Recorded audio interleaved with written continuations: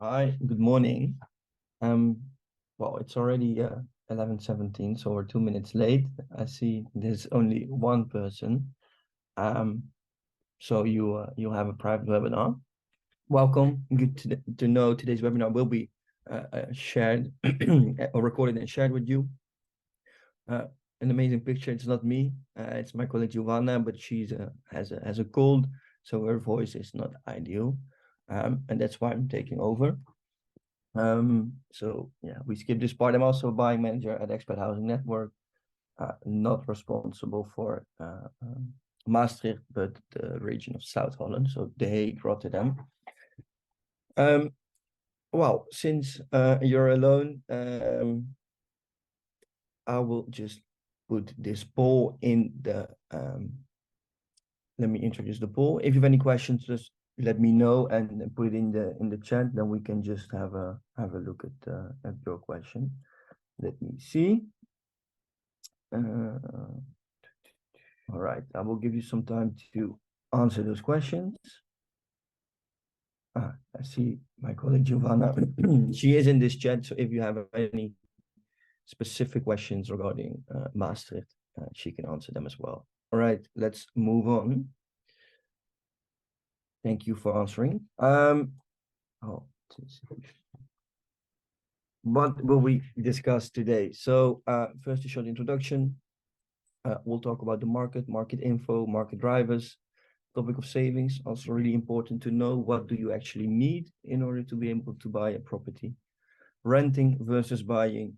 3 tips to win the market. And at the end, I will recap everything by going over the timeline. At EHN, we think greatness is achieved in the agency of others. So I already talked about my colleague Giovanna. She's in this call as well. Again, if you have any questions about Maastricht specifically, please put them in the chat and she can answer them. She's joined by Larissa, also from Brazil. Together, they're responsible for the region of the south of the Netherlands. And then we have Matt, Ludo, and Amy, who are responsible for the Amsterdam region. First of all, we are no traditional real estate agents. We support with buying, renting, letting, and also with selling anytime soon. But of course, today's webinar is focused on buying. If you have any questions about any of the other topics, feel free to have a look at our website as well.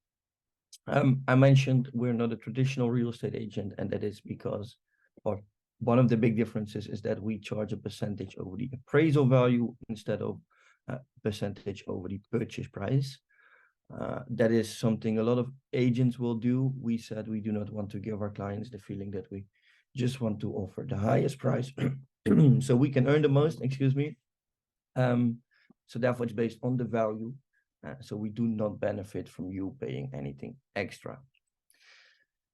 As you could see in the previous slide, excuse me, we know what it's like to settle in a new country. So we're either expats ourselves or we have lived in foreign countries. So we understand the needs of our clients very well, I would say. Then what is the added value of EHN? First of all, selling agents take our offers more seriously. In the cities we work, we have quite an extended network. So probably we've worked with the agent before, and they know we did our checks on the clients. And it is the case that selling agents prefer to work with buying agents. And because of our network, we can also book viewings when for you guys, it's sometimes no longer possible. Very important, we support by reviewing Dutch legal property documents. So if you already went to a viewing, you might have seen that you received a list full of documents. And unfortunately, those are in Dutch. And of course, we will make sure that you understand everything what you should know.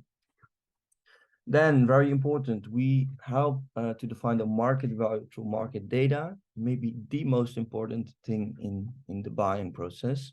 We'll talk a bit about this a bit more into detail in a bit. Then we will inform you about all the rules, regulations, and restrictions related to a property. Also really important to know those before submitting any offers. And then last but not least, we will make sure that you don't make the same mistakes as we made. With the team, I think we've seen it all. So we will make sure that you experience a smooth buying process. All right, let's have a look at the market. So some numbers. In the graph below, you see the development of the prices in the Netherlands over the past years. As everyone knows, prices increased significantly over the past years, especially 2020, 2021. And then as of last summer, prices started to decrease a little bit. Well, that mainly had to do with the interest rate that went up from extremely low, I think around 1.5% to where it is right now. But for the last two quarters, you'll see that prices have been increasing again. And the latest numbers from Q3 in the Netherlands, that is for the entire Netherlands, the average purchase price was 422,000 euros. Whereas in Q2, this was 410. So you'll see the increase. For new builds, this is even a little bit higher, so 474,000 euros. And of course, that has to do with the quality of the property that you'll get. Well, if we then zoom in on the Maastricht market, there's some interesting numbers as well. So last quarter, 624 properties were sold. It's a little bit less than last year. But what is interesting for you as potential buyers is that there's 643 properties for sale, which is a significant increase. So more than 18% more than 2022, a little bit more than Q2. The average purchase price in Maastricht, it's a little bit lower than the average in the Netherlands, is 306,000 euros. In terms of price, it's more or less stable, right? So not that much of a difference compared to the year before, and also not that much compared to Q2. You see similar numbers for the price per square meter. And then also interesting, the sales times increased by 10.7%. What does it mean? It takes a bit longer for a property to be sold, which for you as potential buyers is a good thing, right? You have more time to make decisions. Maybe you can schedule a second viewing. Those kind of things are really pleasant for potential buyers. Then the market drivers. So maybe good to understand what caused prices to increase. Well, first of all, we have some fiscal benefits. The first one is the tax exemption. So if you buy a property, typically transfer tax has to be paid. If you're going to live in the property yourself, so it's good, the property is used for long-term main residence, this is 2%. If you buy a property as an investor, this is 10.4%. Wow. Tax exemption, what do we mean by that? We have a rule that if you buy your first property in the Netherlands and you are below the age of 35 and the purchase price of the property is below 440,000 euros, you're exempt from paying the transfer tax. So on 400,000 euros, this will save you 8,000 euros. Then the interest rebate. So of course, the bank will charge you interest if you get a mortgage, but this interest is tax deductible. So you do get back around 37% of your interest payments. No capital gains. What do we mean by that? Of course, a lot of people made nice profits when they sold their properties over the past years, and no taxes have to be paid over the profit you make. The last one is the tax-free parent donation. So we have a rule that parents can donate money to their children if they're going to buy a property without paying any tax. This used to be the case up to 100,000 euros last year. For this year, it's around 30K, and it says ending because next year this is no longer possible. The low interest rates, I already talked about it. I think around, let's say 2 years ago, the rates were around the 1%, which of course is almost for free. And if money is free, people will borrow and therefore get a mortgage to buy a property. The high rents maybe or probably you're renting at the moment, and then you know that the rents are extremely high in the Netherlands. And then, of course, people are going to look for alternatives. So the alternative of renting is to buy. And then the last one, and I think this is the most important factor, is the lack of supply. As prices are always basically prices are defined by basic economics, right? Supply and demand.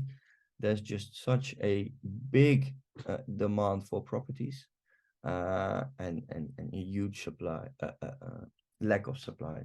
So at the moment, I think it's around 400,000 houses. And that really made sure that the prices went up that fast. The current market, so the interest rates went up. I think at the moment it's around 4.5%, which is higher than 2 years ago. But if we look at it from a historical perspective, it's still not too high. I remember talking to my parents back in the days. I think the rates were around 7, 8, 9%. So then they said, like, if you can fix your interest rate for 4.5%, fix it as long as you can because it never gets lower.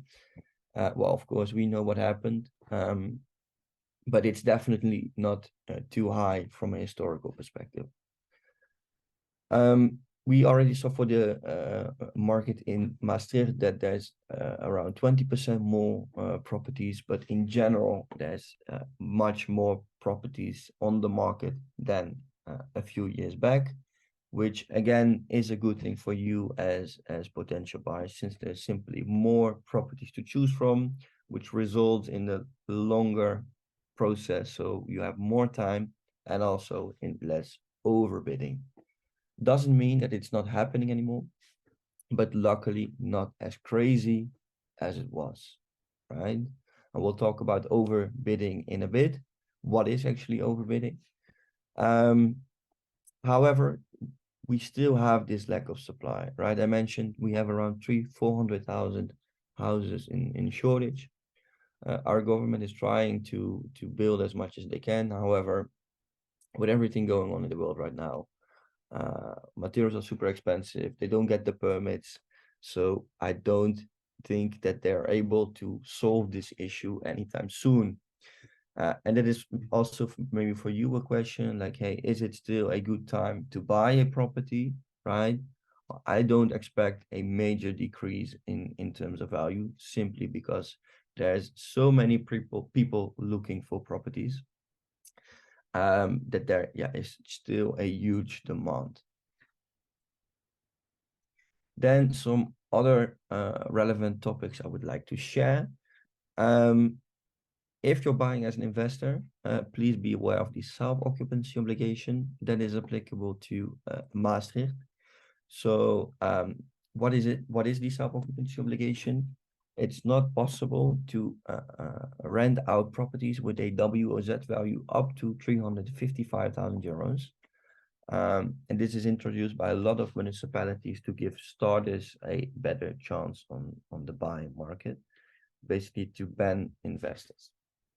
So if you're interested in buying as an investment, please have a look at this.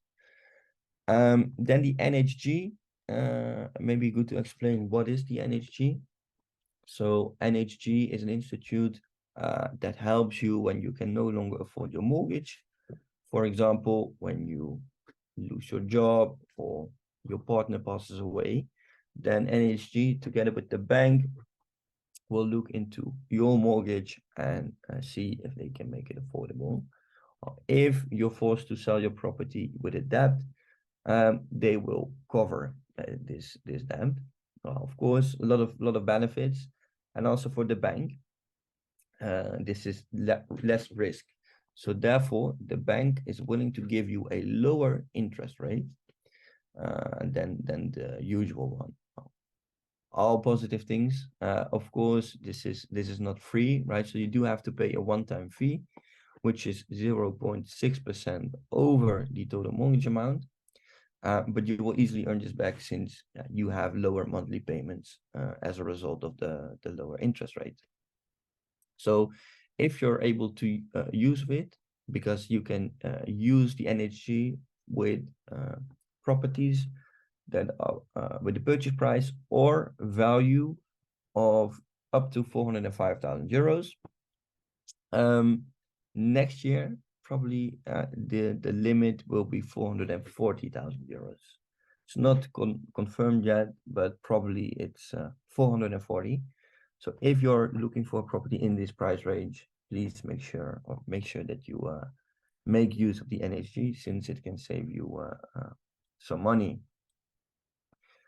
And then the transfer tax. So I already mentioned that the transfer tax, that people that are buying up to 440,000 euros, you below the age of 35, and it's your first property, are exempt from paying the transfer tax. Next year, this is even possible up to 510,000 euros. So that is quite an increase. And again, will save you a lot of money if you're able to make use of it. Then the topic of savings. What do you actually need? Well, again, there it is. So we have a nice overview. And those fees, we call them the closing fees. And that is what you need to pay from your savings, since the bank will not finance this. The first one, and if you have to pay, probably the most expensive one, is the transfer tax, right? One thing I would like to add, let's say you buy with a partner for 400,000 euros. You are 33, but your partner is 37. That means that you can make use of the exemption, but your partner cannot. So you end up paying 1% instead of 2%.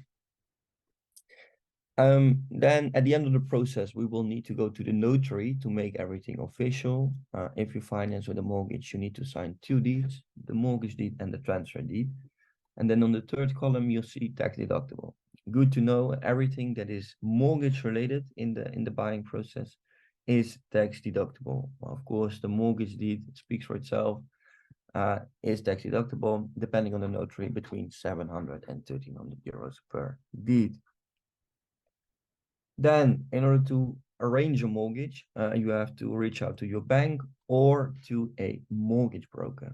Now, a mortgage broker typically is a little bit more expensive than the bank. However, we always advise to work with an independent mortgage advisor. Why?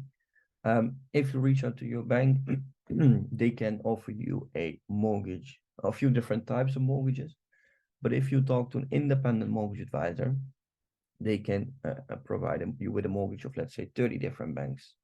And every bank has its own policy. So one bank is a bit more strict on self-employed people. One bank is a bit more strict on documents from the homeowners association, like a lot of different policies. But most importantly is that the rates differ per week. So it could be that this week ABN is the cheapest, but next week it's ING, right? So in the end, I think the mortgage advisor is able to get you a mortgage that better suits your profile. If you want, you can put your email in the chat and we can give you the details of the advisors we have good experiences with. EHN, so if you decide to work with with a buying agent like us, our fee is between 0.75 and 1% of the appraisal value. I will explain at the end of the presentation of the webinar. The appraiser, also tax deductible between 700 and 900 euros. In order to apply for the mortgage, the bank wants to know the market value, and that is officially defined by the appraiser. So also a really important player in the buying process. Technical inspector, 465 euros. The interpreter, so for everyone that is not able or doesn't speak Dutch, it is mandatory to have an interpreter present at the notary to make sure you understand everything what you sign for. Typically, this is around the 300 euros. The bank guarantee, one of the articles in the purchase contract states that you need to provide a deposit equal to 10% of the purchase price to make sure you fulfill your obligations from the contract. Well, of course, not everyone has 10% as a deposit. in terms of savings. So then you can also arrange a bank guarantee. And that is normally around the 250 euros. And then NHG, what I was talking about, the cost of NHG are 0.6% over the total mortgage amount.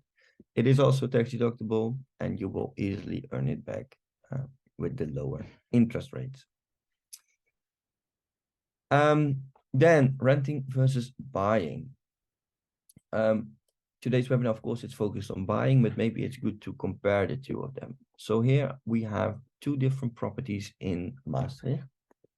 The first one has a rent of 1,450 euros, and the second one has a purchase or asking price of 400,000 euros.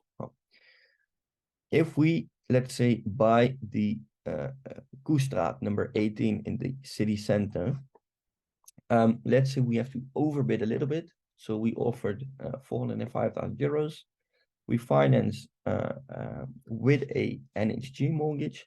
Then the gross payments would be 1,969. And the net payments are around the 1,500 euros. So 15, let's say 50 euros more than the rental property. Then the closing fees, right? Assuming this buyer is below the age of 35 and it's the first property, so no transfer tax. 2K for the notary, 2.5K for the mortgage advisor, our fee, so EHN, the appraiser, technical inspector, bank guarantee, and then the cost of NHG. Then our total closing fees are 12,395,000 euros. So that is the amount I need to have in savings. Then we say within 22 months, you've reached your break even. So what do we mean by that? Within 22 months, you've built up a similar amount in terms of equity as the closing fees, right? So that is nice. But if we look at it from a 5-year perspective, I think it's even more clear why buying is a better option than renting. Because for the property on the left, I would have paid 87,000 euros for the rent and everything is gone. Whereas if I bought this property, I would the total payments would be 91,000 euros. But out of the 91, more than 37,000 euros is equity, right? And in this example, we did not include any increases in terms of value. Of course, at the moment, it's a little bit fluctuating. But if you look at the historical data of real estate, it will increase over time. I think as of World War II, real estate in the Netherlands increased by 5% per year. So especially if you're planning to stay for the long term, buying is definitely a better decision than renting. 3 tips to win the market. The first one is value, value, value. It's really important to have an understanding about the market value before submitting any offers. And I think I can explain you best by showing you this example. So we have a property in Maastricht, asking price 395,000 euros. We like it, we want to make an offer. So what we do is we do a price research and we found out that the market value is not 395, but actually 415,000 euros, right? And that is also the amount you can finance with the mortgage. You really like it, let's say, so you're willing to add another 20K on top of that. What people will say is that you overbid by 40K, right? 40K over the asking price. Well, we say, well, that is not overbidding. The overbidding is 20K. So instead of 10, it's 4.8%, right? So keep in mind that overbidding is only if you pay more than the market value. Because if we have the same property, but a different selling agent or different strategy of the selling agent, now the asking price is 375. We do the research, but yeah, still the market value is 415. If we then still offer 435, people would say, yeah, you overbid by 16%. No, we did not. We overbid by 20K, which is 4.8%, right? So very important to keep that in mind. Now we have another example, but then it's the other way around, right? So we have another property, asking price 450. If you are like, okay, I don't want to overbid, I want to offer the asking price, well, but then we found out that the value is 425, right? You think, oh, I did not overbid. Well, actually, you overbid by 25K, right? 25K over the value of the property. So again, really, really important to check the value before submitting any offers. Because in the ideal situation, we have again the same property, we do our research, we find out that the value is lower than what they're asking for. And that is also what we're going to offer, right? So the purchase price then is 425, no overbidding, bought on market value, and no savings needed. And the difficulty about the current market is that no general rule like the asking price is the value, or you have to overbid by 20K or 10K less. It really depends on the strategy of the selling agent, right? So extremely important to have an understanding about the value before submitting any offers. Talking about offers, so what is a winning offer? Oh, that was a bit too fast. A winning offer is a good price, but not always the highest price. Because if we look at the example, the last example, where we offered, let's say, the asking price, but the value was lower. Well, if we then maybe add a financial clause that we need 100% financing, and then the sellers might think, not sure whether they will get this as a value. So then they might go for a lower offer. So not always the highest. And what is really important for the seller is security, right? And there's different ways you can provide security. Maybe you don't need, for example, 100% financing, right? You have savings, so you can lower your mortgage amount, right? Good to specify this. Or if you're working with a mortgage advisor, what can also be really helpful is to add statements to your offer, right? Stating like, hey, this is my mortgage capacity. I'm able to borrow much more than what I'm offering. Security is maybe the most important thing for the seller. Next one is the least amount of hassle for the seller. Maybe the sellers, they bought a new build that is only finished in, I don't know, let's say March or April next year. That then be a little bit flexible with the transfer date, right? Don't ask them to move 3 times in 6 months. I think no one really likes or enjoys moving, so be flexible with that.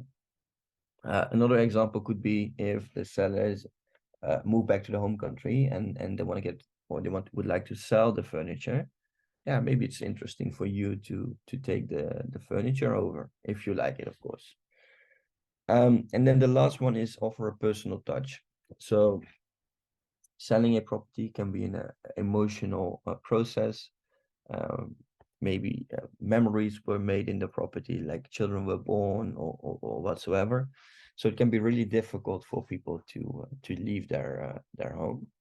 And therefore, it's really nice if you can show them why you like the property, who you are, and how you will take care of the property.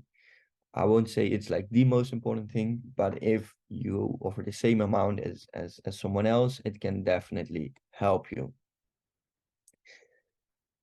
All right, the last one is to do your due diligence. And in order to do so, we have two different parties, the technical inspector and the appraiser. I already saw them in the overview. My question to you guys is, do you book them before or after your offer is accepted? Feel free to put your answer in the chat. I'm curious to think. All right, I think before. All right, never mind. I will show you the answer. It's after. Why? We just saw that you have to pay for those parties, right? The technical inspector, it's around 465 euros, appraiser around 700. So imagine if you have to book them every time before submitting an offer, then it can be a very costly process. So it's after your offer is accepted. And normally you have around 10 days between getting your offer accepted and signing the purchase contract. And in those 10 days, the parties will come. And it's important to book them as soon as possible, right? Because you want to have the results as soon as possible. For the appraiser, that is the one that is going to define the official market value. So you, of course, you want to know, okay, what is the amount I can finance with the mortgage? For the technical inspector, also really important to do this before the signing, because let's say there are some things that we missed from the documents, right? The viewing, like a leakage we couldn't see. Well, then this is the moment to renegotiate with the selling party, right? So we can either lower the purchase price or maybe add a clause to the contract to state like, hey, you have to fix this leakage. But very important to do that before signing the contract, of course. Good to know, even after you sign the purchase contract, you have a cooling off period of 3 days in which you can dissolve the contract without paying a penalty. But if you would like to pull out after those 3 days, you need to pay a penalty equal to 10% of the purchase price. So that's a lot of money, something you shouldn't do. So therefore, please make sure you have the results, ideally before the signing, and the appraiser at least within the cooling off period. Well, there was a lot of info. I will just recap everything by going over the timeline and how we as EHN can support you in this process. Basically, the first thing I always say you have to do is to talk to a mortgage advisor to sort out your finances, right? You do want to know exactly how much you're able to borrow, but also how much you're willing to spend on the mortgage. Life is already quite expensive nowadays. Every time I go to a bar or even the supermarket, I'm like, wow, is it that expensive? So you might not want to spend every single penny on your mortgage. Once that's clear, you can start looking for properties. Funda is the main platform. Basically, all the properties are listed on there. Let's say you found something interesting, then you can share the property with us and we can help you with booking the viewing and attend the viewing with you. And during the viewing, it is really important to ask some critical questions to the selling agent, like, what are the expectations of the sellers? Do you already have some offers in? But also, what is the bidding procedure? So will there be a deadline or is it more like negotiations? Of course, also really important to check the conditions of the property, in what state is it. However, the most important thing I always say is that you need to feel at home. With housing, it's always a feeling. What I see with most of my clients is that often within a few minutes, they know whether it's a yes or a no. But if it's a yes, you come back to us because the feeling itself is not enough, right? So that is the moment where we will start doing our homework, because we will look at the numbers and the documents. So the first thing we will do is a price research. And with the price research, we're going to look for similar properties in the same building, street, or area. And based on that, we can see what the actual market value is. We just saw in the previous example that this is really important because this can differ a lot. And again, you can only finance 100% of the market value with your mortgage. Then the second research we'll do is a property document review. And then basically we'll check any documents related to the property. Especially with apartments, what we check, apartments have a homeowners association. And what we check is if it's a healthy association. So what maintenance has been done? What maintenance is planned? Do they have enough savings in order to cover those costs? Or is it expected that you need to pay additional fees in the near future to maintain the building? But also from a construction perspective. So are there any issue with moisture, with foundations? And then last but not least, from a legal perspective, every property has its own rules, regulations, and restrictions, and we will inform you about those as well. Then, based on the two researchers, we schedule a call and we're able to draft the offer. We will submit the offer for you, help you with the negotiations, and then hopefully we get the offer accepted. And then, as we just discussed, directly after your offer getting accepted, we book in the appraiser and the technical inspector. We'll join them to the, or at least the inspector, to the inspection. We'll wait for the results. If all good, we can sign the contract. If not, then again, this is the moment to renegotiate. Of course, we will review the purchase contract to check if all the dates are correct, all the clauses are correct, you're protected. And once you've signed the purchase contract, you can start your mortgage application. Depends a little bit on your personal situation, but in general, this will take about 4 weeks. Once your mortgage has been approved, nothing can go wrong anymore. It's sure that you will move to your new home in, let's say, Maastricht. Then a week before the official for the transfer date, you'll receive a statement of completion from the notary.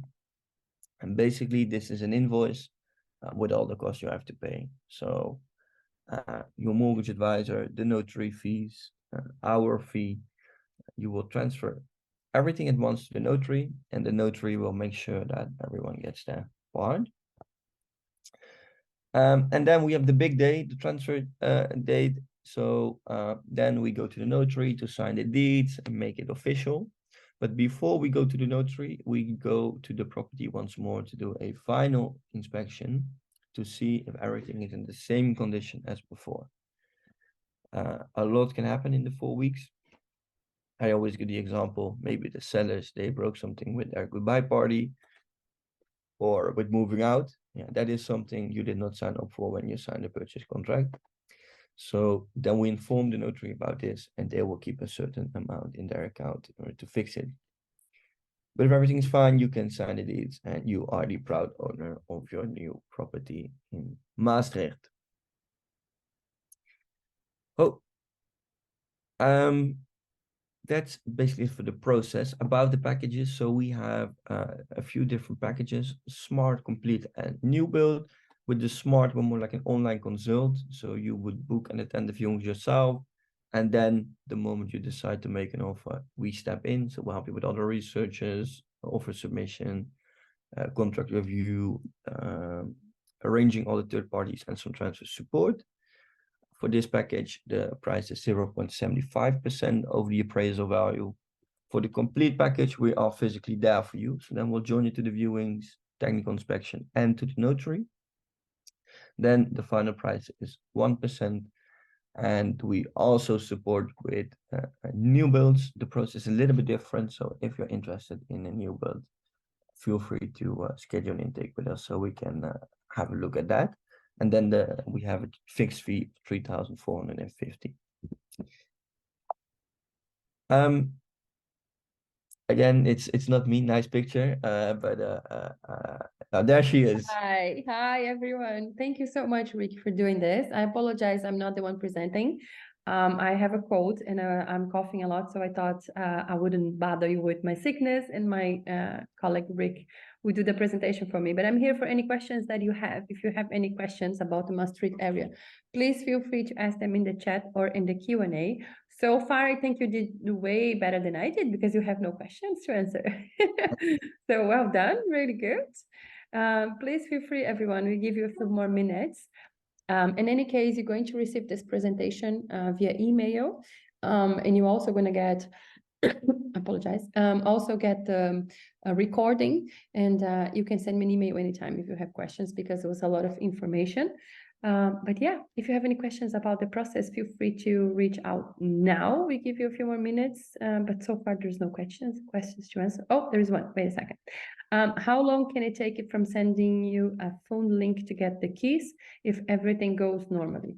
Oh, well, it depends. Funda works like this. Normally they don't put the transfer date, where the days you get the keys, actually on Funda. You have to call them and they will tell you. So for example, I had a client close a deal a week ago, but yesterday, but they only going to move in in the 1st of April, that's when they get the keys. But I also had a client, and that was a week ago, who actually going to move by the end of November. So it really depends on the house, and but they know they won't put that availability on Funda. 99% of them don't. So you actually have to call them or send an email to ask when is it possible to move in to get the keys. So that's why we normally say 3 to 8 months, because most of them will happen on that time. But it can even be a little bit quicker, like 2 months if your mortgage is approved fast.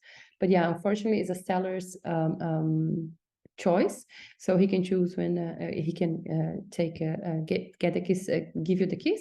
Of course, there's sometimes there is a space for negotiation, but yeah, you have to call the link and see. But think about between 3 and 8 months. So it can be in 3, it can be in 4, it can be in 6, it can be up to 8, for example.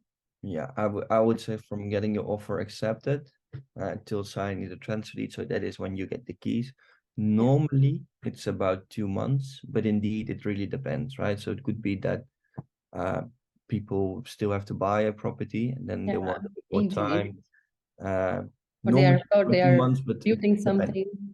Yeah. Or maybe they, if the house is empty, then most likely it can be really fast. Within 2 months, you can move in. But if they still have to buy something, or if they still have to, let's say they bought something, but they need to renovate it, it can take a few more months. But we can find out for you if you become clients.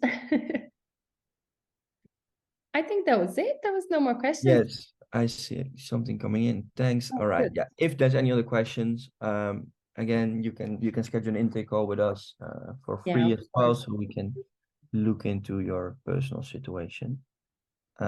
Thank you for joining. Thank you, Rick, for doing the webinar for me. I really appreciate it. Thank you. No problem. Hope you feel better soon. Thank you. And Thank you. to the rest, have a nice day. Have a very nice day, everyone. Bye-bye. Bye-bye. Oh, wait a second. Oh, no. Thank you. Thanks. You too. It's very helpful. So yeah, thank you. You're welcome. Bye-bye. Bye.